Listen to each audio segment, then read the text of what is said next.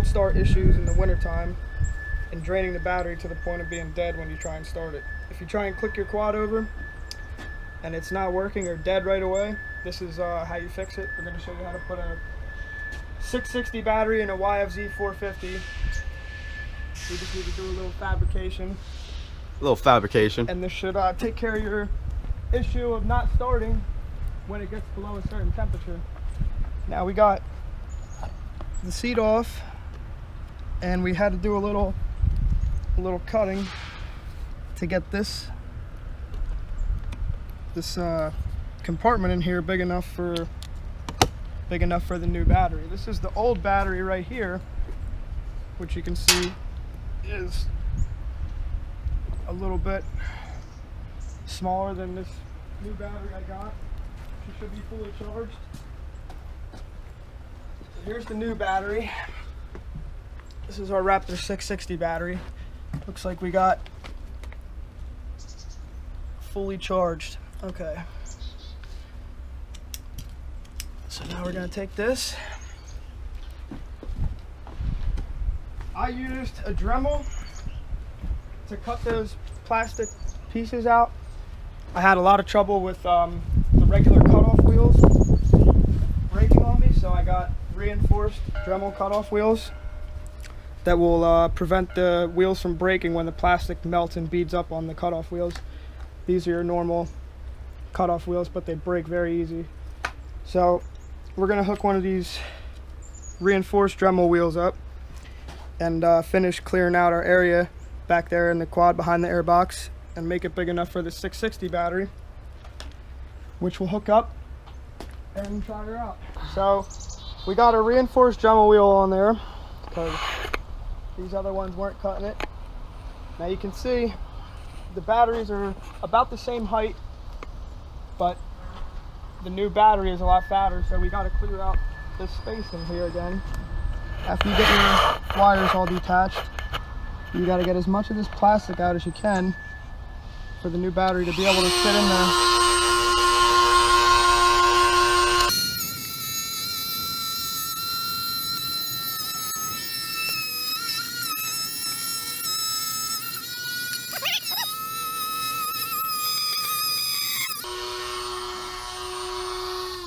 Okay, so this is why you want to get the reinforced Dremel wheel, because the plastic is going to melt on you, and with those cheap cutoff wheels it beads up and creates almost like an unbalanced tire, which rips the thing apart. So with these, it's actually beaded up so much that I can't get it off, but it's still intact and working. So we almost got through now. We got to get this piece of plastic broken off, which I might have to use. I've been using this chisel to go down and the Dremel to cut across.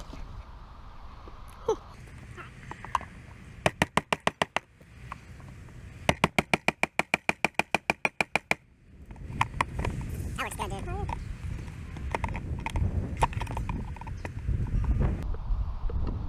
Now this is a painstaking process, but it's definitely worth it, so that you don't have to get your buddies to jump start you every time it's below 30 or 40 degrees.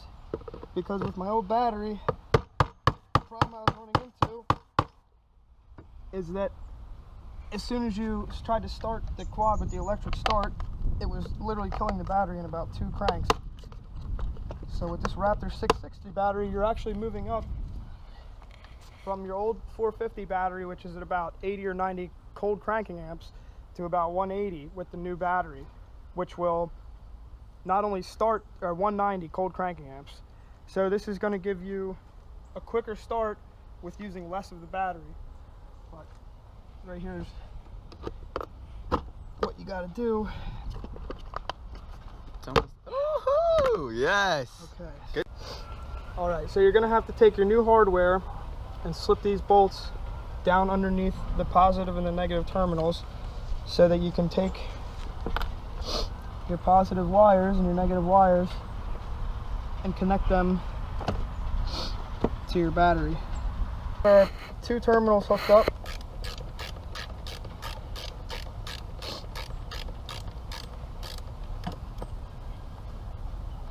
Oh, nah, fuck. Oh, shit. Oh fuck. It's a negative on Turn camera. that off. Alright, so now Hold that up. we've got There we go. our both of our terminals hooked up to this new battery, first thing we're gonna do is make sure she starts, cranks over. Okay, I got my neutral lights on. And she starts right up.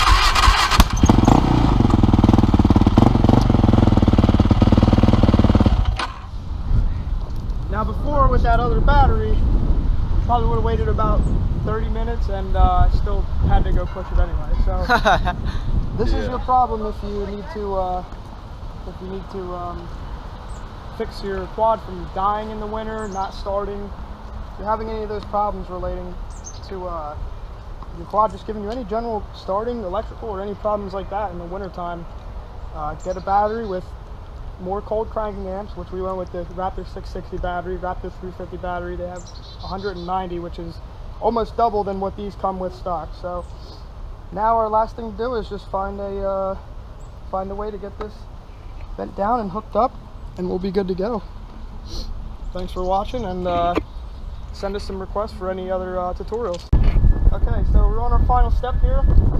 I actually had to do one more thing. I had to take the cutoff wheel, and those same wheels are worked with plastic or metal, those reinforced Dremel wheels. I had to cut this little tab off because it was preventing my housing from slipping, from getting far enough down to reach these holes. Now I ran into a problem with getting this to stay down because I didn't have, the old bolts weren't long enough. So if you ever run into that problem, go online. You can find a tool, like a hardware set for your machine that has multiple extra bolts and nuts and anything you'll need for your machine. It costs about 30-40 bucks. And it's well worth it, because when you run into problems like this, you can just go into your handy dandy box and find the right bolts and nuts. Now we just tighten them down and we're good to go.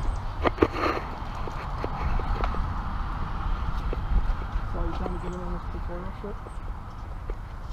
I mean, I guess, dude, I didn't know you were doing a tutorial. I was like, why is he explaining this box thing to me? I was like, he's being very third person. He's like, $30, $40, you can go online and find yourself a box.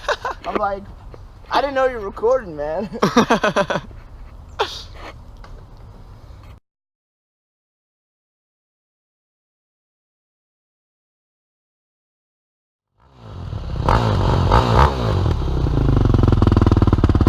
It just don't matter.